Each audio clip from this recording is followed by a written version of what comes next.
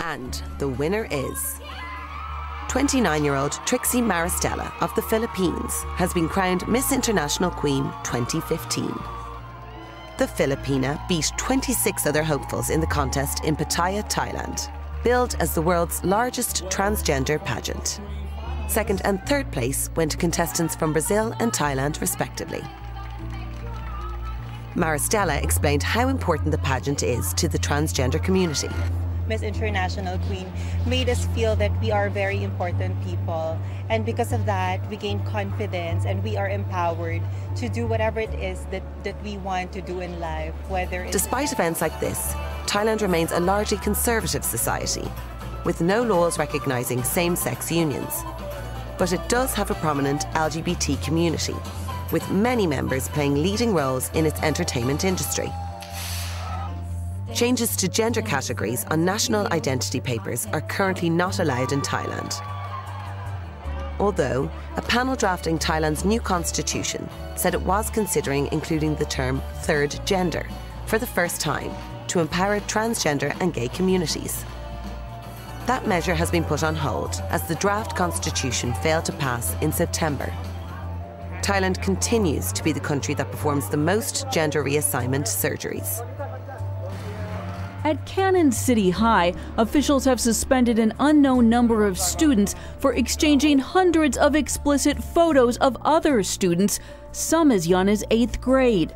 And in New York, a Long Island school district has suspended dozens of students for sending or receiving sexually explicit videos. It's impossible to believe that your son could get in trouble because somebody forwarded a video to his phone that he has no control over receiving it. Authorities in Colorado say teens were swapping nude photos of each other like trading cards. They then hid them in smartphone apps designed to look like calculators. Hold your fingers on it for 3 seconds, type in the code, and now it's a hidden photo vault where you can see all my pictures I'm hiding from my parents or anyone else. The current sexting investigations have caught students by surprise. Many in Colorado say sexting was common at Cannon City High and that few realized it's a felony, on par with child pornography. You don't really think about it until it actually comes up, you know? Like, we're young, we're stupid, we're gonna do things like that. So much of the time, technology outpaces policy, and I think that's what we're seeing here. Prosecutors say they'll use common sense in deciding what charges students should face. And Colorado lawmakers are considering legislation to turn sexting charges into mere misdemeanors. One study shows more than half of all teens have been asked to send a nude picture of themselves, and that 1 in 4 teens have done so. 6-year-old Jeremy Martis died in the front seat of his father's vehicle with his dad at the wheel. Investigators say both father and son were shot by Marksville police officers Norris Greenhouse Jr. and Derek Stafford. The officers surrendered Friday night and were charged with second-degree murder for the death of Jeremy and the attempted second-degree murder of his father, Christopher Few. Did you guys intend to kill that father and son? Neither officer would say a word as they were rushed out of the Avoyelles Parish Jail in handcuffs. A law enforcement source tells CBS News the officers will not tell state police investigators why they wanted to pull over Mr. Few on Tuesday night, starting a police pursuit that ended in gunfire. Mike Edmondson, head of the Louisiana State Police, has seen the video of the shooting. It is exceptionally rare in a case of an officer-involved shooting for an arrest to happen within 72 hours. How key to these arrests was that video? That video was incredible. I mean, as a father, much less head of the state police, I looked at that tape and I said, this is incredibly disturbing. CBS News has learned it was a third officer who recorded the shooting with a body camera after he responded to a call for backup. According to our source, that officer told investigators Christopher Few was not acting in a threatening manner toward police. Initially, there was a report that Christopher Few had a warrant out for his arrest. Turns out there is no warrant. He had no gun in the vehicle. What was that man doing to warrant that traffic stop? I think the rest of the investigation tells us that. I mean, we've got to look at everyone involved, and we'll get to the part of that. But what we learned from the very first night, what we heard an hour after that, was that they were trying to effect arrest warrant on a traffic stop. Not factual. not factual. Colonel Edmondson says initially the two officers now charged with a crime claimed that Christopher Few tried to reverse his vehicle and ram it into one of their police cars. This is the cop car that was reportedly hit. The damage appears very minor. Was Christopher Few someone who deserves blame here? Well, it doesn't seem from what we see, because we don't know why they were trying to chase him. A source tells us the two officers now arrested fired a total of 18 shots at both father and son. Mr. Few was shot twice but survived and is listed in serious condition at a local hospital. The Avoyelles Parish coroner says young Jeremy was shot 5 times in the head and chest. I can tell you he didn't suffer. He didn't suffer. And his dad was near him, but he did not suffer. David joins us now. David, do we know why these officers were trying to pull over Christopher Few? I got to tell you, in 15 years of reporting, that is one question I've been trying to ask for 3 days, and the answers have been some of the most bizarre I've ever gotten. There was no warrant. There was no 911 call that they can find. There was nothing to indicate why these two officers, who were moonlighting as deputy marshals at the time, would have wanted to pull over this man. Nothing. Nothing to indicate why they would have turned on their lights, their sirens, and pursued him through the streets of Marksville down a dead-end road that led to the shooting. Bolivians have celebrated an ancient tradition rooted in indigenous practices where people adorn and honor skulls called natitas, which they believe bring them good fortune and protection. The natitas spent most of the year indoors, but are traditionally decorated and paraded to the cemetery a week after All Saints' Day. Friends and family adorn the skulls with hats and flowers. They give them food and even cigarettes during the festivities.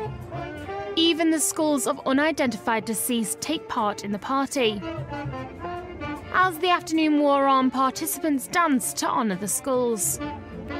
The Roman Catholic Church does not endorse the practice, but when the cemetery's parish refused to open its doors to the Day of the Skull believers 12 years ago, they threw stones at the church and broke all the windows.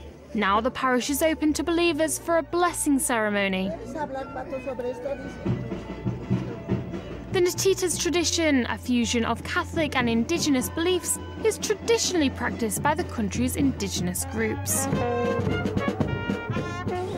This is the cemetery of Saint Panteleimon, the Christian Orthodox saint who has mercy for all, even for those with no name and from a different religion.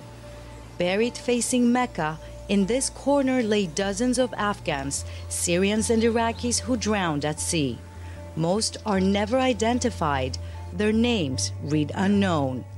Some of their ages too tender. We are burying babies, and mothers sit here and cry. They start from 4, 5 people together, and on the way only 2 remain. Isn't this sad? No matter how hardened you are, you feel the sorrow. Death certificates of drowned refugees keep coming to Christos Mavrakidis' office. These days, several bodies remain at the island's morgue, but he cannot bury them. I've been screaming for 3-4 years that there's not enough space for these people. In 2013, we buried 13 people on this plot, then more in 2014, more in 2015. The problem got bigger, and we are where we are today. There is no more spaces to bury these people. This was the last burial space found for the last 5 Syrians and Iraqis far away from the plot reserved for the refugees. The founder of a secretive Catholic group in Peru is under investigation. He's accused of physically and sexually abusing children for decades. And as CCTV's Dan Collins reports, the scandal could spread to other countries. The allegations have shocked Peru's largely Roman Catholic society. The investigation was prompted following the publication of the book Half Monks, Half Soldiers by authors Paula Ugas and Pedro Salinas. They interviewed 30 former members of the Catholic society known as Sodalicium. Salinas, himself a former recruit, alleges brainwashing and abuse were part of daily life in the group. de un movimiento que tiene una estructura. We're talking about a very authoritarian organization in which one person had all the power, and that person, as the investigation shows, abused his absolute power through physical and psychological abuse, intercepting mail, human rights violations, humiliations, and in extreme cases, the sexual abuse of minors. That person was allegedly the founder, Luis Figari, accused by 3 unidentified former members of the group. A former candidate for sainthood, Herman Doig, the organization's number 2, is also accused of rape and sexual abuse of minors. He died in 2001. In 2011, 3 men who were minors at the time the alleged incidents occurred lodged complaints with a Peruvian church tribunal against Figari. Peruvian bishops are calling for the civil courts to deal with the allegations. But Figari is in Rome, where Sodalicium says he's under a regime of prayer and retreat. Prosecutors say the statute of limitations has likely run out as the alleged offences occurred in the 1980s and 90s. Sexual abuse is alleged to have taken place here in what was Luis Figari's home in Lima.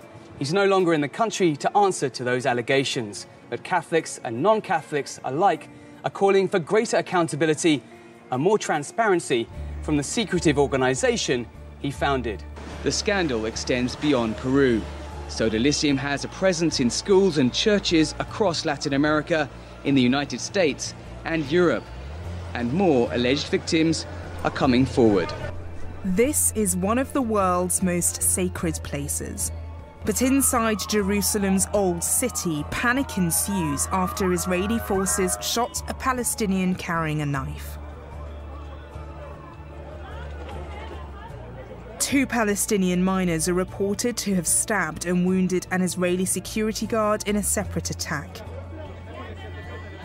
A police spokeswoman said the boys were around 12 and 13 years old and stabbed a light rail security guard in Pisgat Ziv. The guard shot back, wounding one of them. Moments later, a Palestinian carrying a knife ran towards 2 security guards near Jerusalem's walled old city. The security guards shot and critically wounded him. This area is disputed territory, land that Israel annexed to Jerusalem after the 1967 Middle East War. Since the 1st of October, Palestinians have killed 12 Israelis, and Israeli forces have killed at least 73 Palestinians. This is widely considered to be the worst wave of Israeli-Palestinian violence since the 2014 Gaza war, and shows no signs of abating.